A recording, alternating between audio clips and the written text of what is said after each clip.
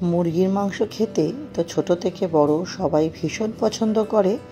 তাই একঘেয়ে মুরগির মাংস রেসিপি না খেয়ে আজকে সম্পূর্ণ অন্যরকমভাবে আর দুর্দান্ত স্বাদের একটি রেসিপি ট্রাই করলাম। নমস্কার বন্ধুরা, ঘরোয়া রান্না বাই চৈতালিতে সবাইকে স্বাগত জানাই। চলুন রেসিপিটা শুরু করি। আমি এখানে 1 কেজি মতো মুরগির মাংস নিয়েছি। এটাকে আমি 10-12টা রসুন, 1 ইঞ্চি আদা, 3টে মতো কাঁচা লঙ্কা বাটা আর 4 চামচ টক দই আর স্বাদ অনুযায়ী নুন দিয়ে ম্যারিনেট করে রেখেছি। এই ম্যারিনেশনটা আমাকে মোটামুটি আধ ঘন্টা মতো রাখতে হবে। আপনারা কাঁচা লঙ্কার জায়গায় গোলমরিচও দিতে পারেন ম্যারিনেশনের সময়। ম্যারিনেট করার সময় তো আমার ক্যামেরাটা অফ হয়ে গেছিলো, তাই আপনাদের পরিমাণটা বলে দিলাম। মাংসের পরিমাণ বাড়ালে বা কমালে আপনারা মশলাগুলো ঠিক করে নেবেন। লেগ পিসগুলো একটা ছুরি দিয়ে কেটে নিচ্ছি যাতে লেগ পিসের মধ্যেও খুব ভালো মতো মশলাগুলো ঢুকে যায়। এই রেসিপিটা যেমন খেতে দুর্দান্ত হয়, হয়েও যায় কিন্তু খুব তাড়াতাড়ি। আর যেদিনকে এই রেসিপিটা বানাবেন সেদিনকে কিন্তু হাঁড়িতে 1 কৌটো চাল একটু বেশিই নিতে হবে। ছোট থেকে বড় সবারই কিন্তু এটা ভীষণ পছন্দ হবে, আমার গ্যারেন্টি রইল, সবাই খুব প্রশংসা করবে।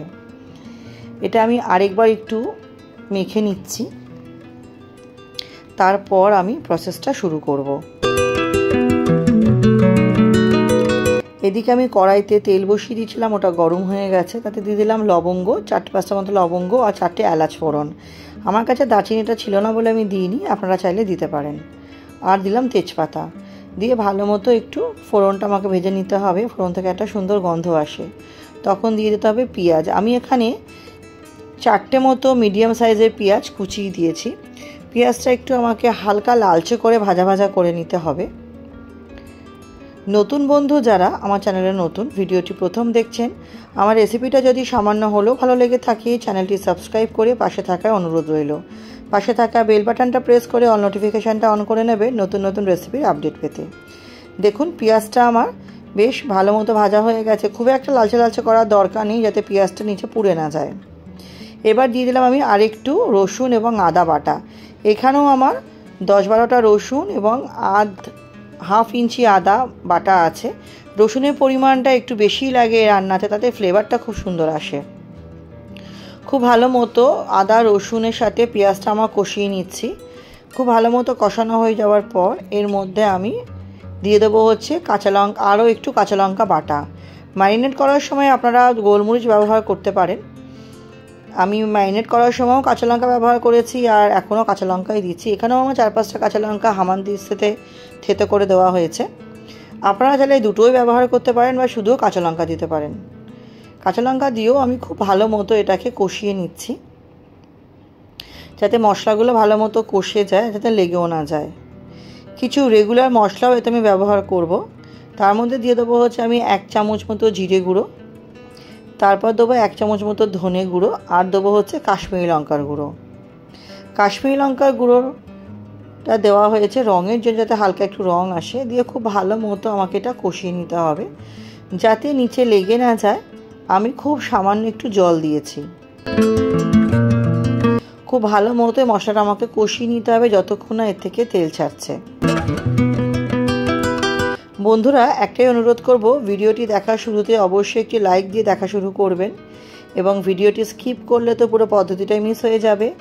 এবং রেসিপিটা কেমন লাগলো অবশ্যই সুন্দর সুন্দর কমেন্টের মাধ্যমে জানাবেন।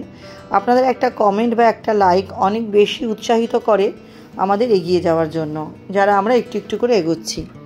দেখুন আমি কিছুক্ষণ ঢেকে রেখেছিলাম, তাতে খুব ভালো মতো এগুলো আমার মজে গেছে এবং তেল ছাড়তে শুরু করেছে। এই পর্যায়ে দিয়ে দেবো ম্যারিনেশন করা চিকেনটা। ম্যারিনেশন করা চিকেনটা দিয়ে বাটির মধ্যে যেটুকু লেগে আছে মশলা, সেটাও আমি ভালো মতো কাচিয়ে দিয়ে দিচ্ছি। যেদিনকে রেসিপিটা বানাবেন বন্ধুরা অবশ্যই জানাবেন খেয়ে কেমন লাগলো। আর হাঁড়িতে 1 কৌটো চাল একটু বেশিই নেবেন। আর এরকম একটা পদ থাকলে বন্ধুরা পাশে আপনাদের আর কোনো পদই আর করতে হবে না, এই দিয়েই সবাই 1 থালা ভাত খেয়ে নেবে। দেখুন খুব ভালো মতো আমাকে এবার কষিয়ে নিতে হবে। এটা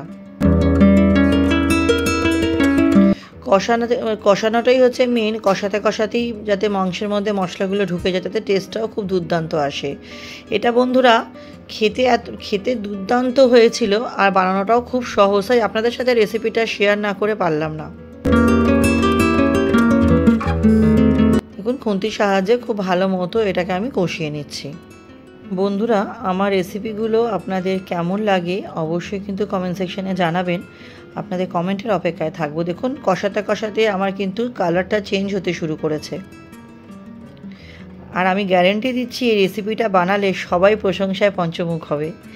এবার আমি যেই বাটিতে মাংসটা ম্যারিনেট করে রেখেছিলাম সেই বাটির গায়ে আর যেটুকু মশলা লেগেছিল অল্প একটু জল দিয়ে সেটাকে একটু বুলিয়ে নিয়ে আমি সেটা দিয়ে দিলাম। এখানে আমি বেশি জল দেব না, এটা আমার যেহেতু রেসিপিটা একটু আমি হালকা গ্রেভি করব, খুব একটা ঝোলঝোল করব না। এখানে আমি ওই 1 কাপ মতো জল দিয়েছি। যেহেতু এটা কাঁচা লঙ্কা মুরগি, তাই কাঁচা লঙ্কা পরিমাণটা একটু বেশি হবে। ওপর দিয়ে আমি 3টে মতো কাঁচা লঙ্কা দিয়ে দিলাম। 3টে মতো কাঁচা লঙ্কা দিয়ে এবার এটা আমি ঢাকা দিয়ে 30 মিনিট পর্যন্ত রাখবো। তারপরে একবার চেক করে নেবো সেদ্ধ হয়েছে কিনা। দেখুন এটা আমার খুব ভালো মতো ফুটে গেছে। এবার দিয়ে দিলাম আমি এর উপরে কিছুটা ধনেপাতা। ধনেপাতা দেওয়াতে এর টেস্টটা দ্বিগুণ বেড়ে গেছে।